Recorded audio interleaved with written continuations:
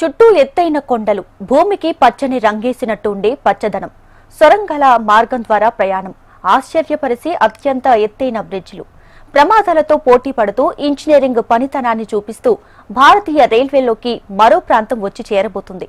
అవును, అదే మిజోరం రాజధాని ఐజ్వాల్ కు రైలు కనెక్టివిటీ. అసలు ఈ ప్రాజెక్టు స్పెషాలిటీ ఏంటి? ఎందుకు ఇన్నేళ్లు పట్టింది? అక్కడి అధికారులు ఏం చెబుతున్నారు? మిజోరం నుంచి హెచ్ఎంటీవీ అందించే ఎక్స్క్లూజివ్ గ్రౌండ్ రిపోర్ట్.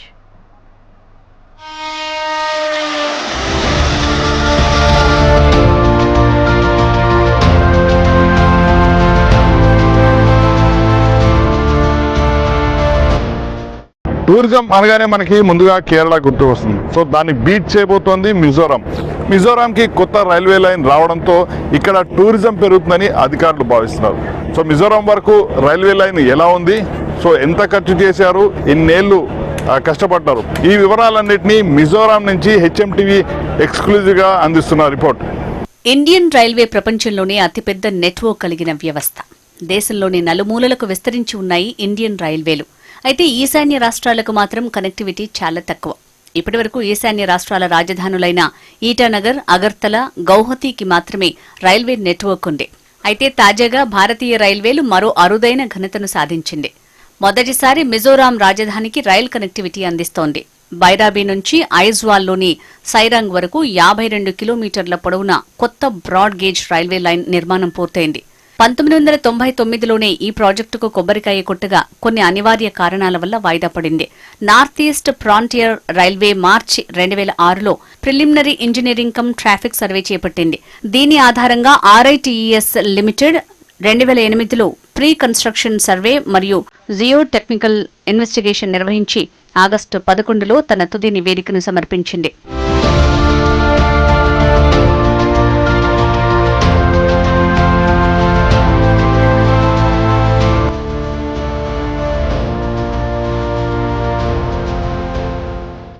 రెండు 2008-9లో బైరాబీ సైరాంగ్ లైన్ ని జాతీయ ప్రాజెక్టుగా ప్రకటించారు. 2014 నవంబర్ 29న ప్రధాని మోడీ ఈ ప్రాజెక్టుకు శంకుస్థాపన చేశారు. 2014-15 నాటికి భూసేకరణ పూర్తవగా 2015-16 నాటికి పనులు పూర్తి స్థాయిలో ప్రారంభమయ్యాయి. 2384.34 కోట్లతో ప్రారంభమై ప్రాజెక్టు పూర్తయ్యే నాటికి 8000 కోట్లకు చేరింది.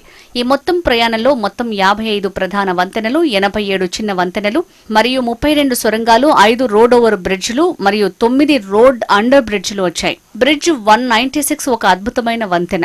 దీని ఎత్తు 104 మీటర్లు. అంటే ఢిల్లీలోని కుతుబ్ మీనార్ కంటే 42 మీటర్ల పొడవు ఉంటుంది. కేవలం సొరంగాల మొత్తం పొడవు దాదాపు 12.63 కిలోమీటర్లు కాగా పొడవైన సొరంగం దాదాపు 1.88 కిలోమీటర్ల పొడవుతో నిర్మించారు. బైరాబీ సైరాంగ్ రైల్వే లైన్లో మొత్తం 4 స్టేషన్లు ప్రయాణికులకు అందుబాటులో ఉంటాయి. బైరాబీ స్టేషన్ ఇప్పటికే వినియోగంలో ఉండగా కొత్తగా హోర్టోకి, కౌన్పుయ్, ముల్కాంగ్ మరియు సైరాంగ్ వద్ద టెర్మినల్ స్టేషన్ ని నిర్మించారు. మిజోరాంలో సాయిరంగ్ నుంచి బైరాబీ వరకు కూడా దాదాపుగా 52 కిలోమీటర్ల మేర రైలు అయితే వచ్చింది. దీనికి సంబంధించి సాయిరంగ్ స్టేషన్ ఏదైతే మిజోరాంకి సంబంధించిన రాజధాని ఐజ్వాల్కి కేవలం 15 కిలోమీటర్ల దూరంలో ఉంది. సో స్టేషన్ని మనం చూసుకుంటే ఒకసారి ఇవి మొత్తం టికెట్ కౌంటర్ను కూడా ఏర్పాటు చేయడం జరిగింది. వాస్తవానికి గతంలో ఇక్కడ ఎలాంటిది కూడా ఉండేది కాదు, కానీ ప్రస్తుతం దాదాపుగా టికెట్ కౌంటర్లు కానీ ఒక టర్మినల్ స్టేషన్ తరహాలో దీన్ని ఏర్పాటు చేయాలని అయితే అధికారులు భావిస్తున్నారు. దానికి తగ్గట్టుగానే ఏర్పాట్లను కూడా పూర్తి చేయడం జరుగుతుంది. ఇక్కడ రైలు వచ్చిన తర్వాత ఒకసారి లోపలికైతే ఎంటర్ అవుతాం. ఎందుకంటే ఇక్కడ మిజోరాం వాసులకి దాదాపుగా 78 ఏళ్ళైనా కూడా, స్వాతంత్రం వచ్చి 78 ఏళ్ళైనా కూడా ఇక్కడ ఒక రైల్వే స్టేషన్ తెలియదు, రైలు కూత కూడా వాళ్ళకి తెలియదు. కానీ ఇప్పుడు కేంద్ర ప్రభుత్వం దీన్ని వీళ్ళకి ఒక నజరానగా దీన్ని అయితే ఒక గిఫ్ట్గా అయితే ఇచ్చిందని చెప్పాల్సి ఉంటుంది. రెగ్యులర్ స్టేషన్లో ఏ తరహాలో ఏర్పాటు చేస్తారో అదే తరహాలో అన్ని ఏర్పాట్లను కూడా చేశారు. వాస్తవానికి మిజోరాం అంటేనే టూరిజంకి కూడా కేర్ ఆఫ్ అడ్రస్ గా చెప్తుంటారు. కానీ గత కొంతకాలంగా కేవలం రైలు ద్వారా రావాలి అంటే అటు ఢిల్లీ నుంచి రావాలన్నా లేకపోతే ఇటు గౌహతి నుంచి రావాలన్నా కూడా గంటల తరబడి సమయం పడుతుంది. కానీ ఇప్పుడు ఆ అవసరం లేకుండా ప్రత్యామ్నాయ మార్గంగా కూడా దీని అయితే తీసుకురావడం జరిగింది. డిస్ప్లే బోర్డ్స్ అన్నింటినీ కూడా ఏర్పాటు అయితే చేయడం జరిగింది అధికారులు. అలాగే ఆర్పీఎఫ్ పోలీసులు ఎక్కడికెక్కడ కూడా పూర్తి స్థాయిలో సిద్ధం చేశారు. వాస్తవానికి ఇది బంగ్లాదేశ్, మయన్మార్ రెండు అంతర్జాతీయ సరిహద్దుగా ఉంటుంది కాబట్టి ఇక్కడ కొంత కేర్ తీసుకోవాల్సిన అవసరం ఉంటుంది. ఇవన్నీ ఒకేదైతే ఇక్కడ ప్రకృతి విపత్తులు అనేవి చాలా ఎక్కువగా ఉంటాయి. సో వాటన్నిటిని కూడా తట్టుకుంటూ దాదాపుగా 11 ఏళ్ల పాటు కూడా ఈ పనులైతే కొనసాగాయి. 30 ఏళ్ల కిందటే ఈ ప్రాజెక్టుకు అంకురార్పణ జరిగినప్పటికీ కూడా 11 ఏళ్ల పాటు అంటే 2014లో దీనికి సంబంధించిన పనులు ప్రారంభమై 14 ఏళ్ల పాటు కూడా ఈ పనులు అయితే కొనసాగాయి. సో ఒకసారి అధికారులను కూడా మాట్లాడించే ప్రయత్నం చేద్దాం. వాళ్ళ సమయంలో ఎంత కష్టపడ్డారు, ఏంటి, రాబోయే రోజుల్లో దీనికి సంబంధించిన ప్రణాళిక ఎలా ఉంటుంది, టూరిజంకి ఏ విధంగా డెవలప్ అవుతుందో అనే వివరాలన్నిటి కూడా అధికారులను అడిగి తెలుసుకునే ప్రయత్నం అయితే చేద్దాం. 2016 మే 27న ప్రధానమంత్రి నరేంద్ర మోడీ సిల్చార్ బైరాబి వద్ద రోజువారీ ప్యాసింజర్ రైలును ప్రారంభించడంతో అస్సాం బార్డర్ ఉన్న మిజోరాంకు తొలిసారి రైలు కూత వినిపించింది. అయితే ఆ ప్రాంతం కూడా అస్సాం బార్డర్లో ఉండటంతో మిర్రర్ మాసులకు పెద్దగా ఉపయోగం లేకుండా పోయింది. ఇప్పటికే ఉన్న Silchar Bairabi metre gauge railway వ్యవస్థకు బ్రాడ్ గేజ్ గా మార్చడం ద్వారా ఇది జరిగింది. మయన్మార్ మరియు బంగ్లాదేశ్లతో సరిహద్దులను పంచుకుంటోంది మిజోరాం. ఈ ప్రతిష్టాత్మకమైన ప్రాజెక్టును సమర్థవంతంగా అమలు చేయడానికి 4 విభాగాలుగా నిర్మించారు. మొదటి విభాగం బైరాబి నుంచి హోర్టోకు వరకు 16.72 కిలోమీటర్లు, హోర్టోకి నుంచి కౌన్పుయ్ 9.71 కిలోమీటర్లు, కౌన్పుయ్ నుంచి మువల్ఖాంగ్ 12.11 కిలోమీటర్లు, ముల్ఖంగ్ నుంచి సాయిరాంగ్ 12.84 కిలోమీటర్లుగా విభజించారు. మరోవైపు ఈ లైన్ కు సంబంధించి టెలికమ్యూనికేషన్ చాలా కీలకం.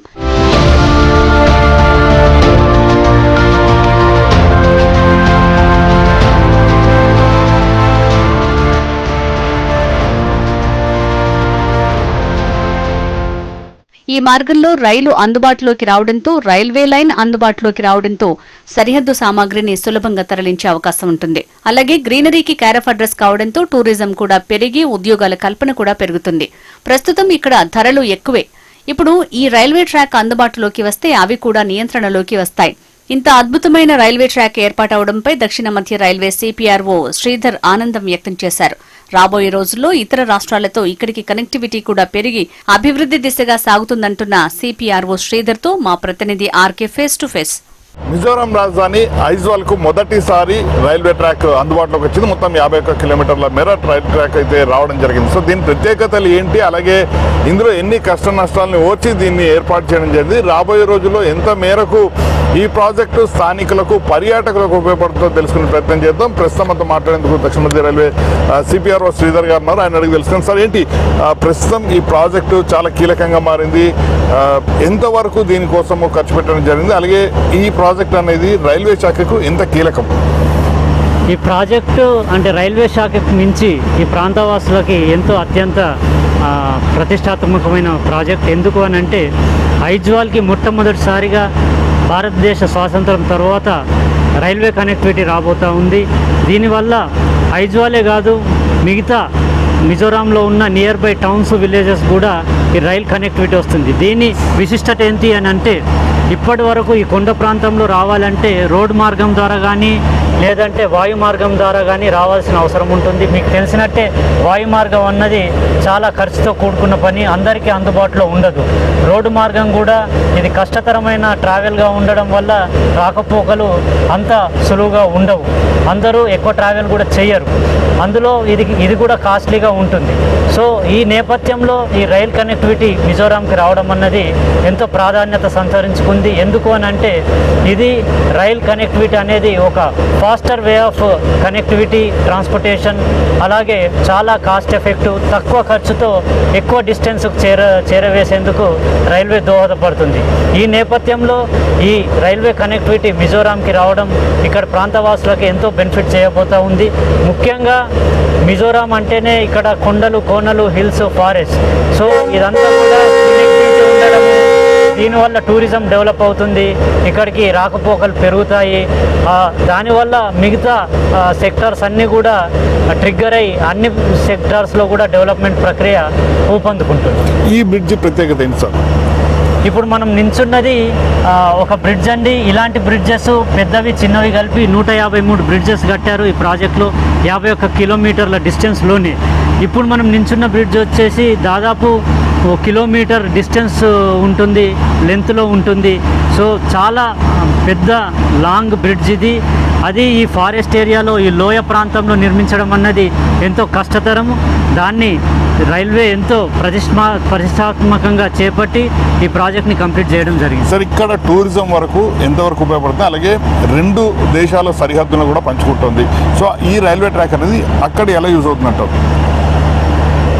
మనకి మిజోరాం రాష్ట్రం వచ్చేసి బంగ్లాదేశ్, మియన్మార్ మధ్యలో ఉంది. ఇప్పటి వరకు ఐజ్వాల్ వరకు రైల్ కనెక్టివిటీ వచ్చింది మనకి. దీని నుంచి అస్సాంలోని సిల్చర్, గౌహటి అలాగే మిగతా భారతదేశాన్ని అంతటి కూడా కనెక్ట్ చేస్తూ ఉంది. అంతేకాకుండా ఇది ఫర్దర్గా కూడా ప్లానింగ్లో ఉంది.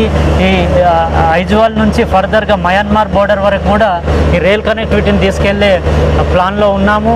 దీంట్లో ఎందుకంటే మయన్మార్ నుంచి కూడా రాకపోకలు సాగుతూ ఉంటాయి, వ్యాపారక రిలేషన్స్ కూడా ఉన్నాయి. అంతేకాకుండా భారత ప్రభుత్వము మయన్మార్లో సిత్వే పోర్ట్ ఓడరేవును కూడా డెవలప్ చేస్తూ ఉంది. సో దీనివల్ల 2 దేశాల మధ్య సత్సంబాలు మెరుగవడమే కాకుండా వ్యాపార సంబంధాలు కూడా వృద్ధి చెందేందుకు అవకాశాలు ఉన్నాయి. రైట్. ఏదేమైనా కూడా ఖచ్చితంగా ఈ 51 కిలోమీటర్ల రైల్వే ఓవరాల్ ట్రాక్ ఏదైతుందో అది రాబోయే రోజుల్లో ఖచ్చితంగా మిజోరాం అభివృద్ధిలో పాలు పంచుకోవడంతో పాటు దేశానికి కూడా చాలా వరకు కూడా ఉపయోగపడుతుంది అనేది రైల్వే అధికారులు అయితే చెప్తున్నారు. బైరాబీ సైరాంగ్ లైన్ ప్రారంభంతో మిజోరాం భారతదేశంలోని మిగిలిన ప్రాంతాలతో మౌలిక సదుపాయాల అనుసంధానంలో గణనీయమైన ముందడుగు వేసింది. మనం అరకు జర్నీ చూసాం. సో అంతకు మించి అనేలా ఉంది ఈ బైరాబీ సైరాంగ్ మధ్య ఉన్న జర్నీ. సో 51 కిలోమీటర్లు కూడా ఏ మాత్రం తెలియకుండా ఇట్టే గడిచిపోయింది. సో ఎప్పుడైనా మీరు ఖచ్చితంగా మిజోరాం వస్తే ఈ ట్రావెలింగ్ని మర్చిపోవద్దు. రాబోయే రోజుల్లో ఇక్కడ టూరిజంకి ఈ రైల్వే ట్రాక్ చాలా ఉపయోగకరంగా మారుతుందని స్థానికులు అయితే చెప్తున్నారు. సో మిజోరాం నుంచి ఆర్కే, హెచ్ఎంటీవీ.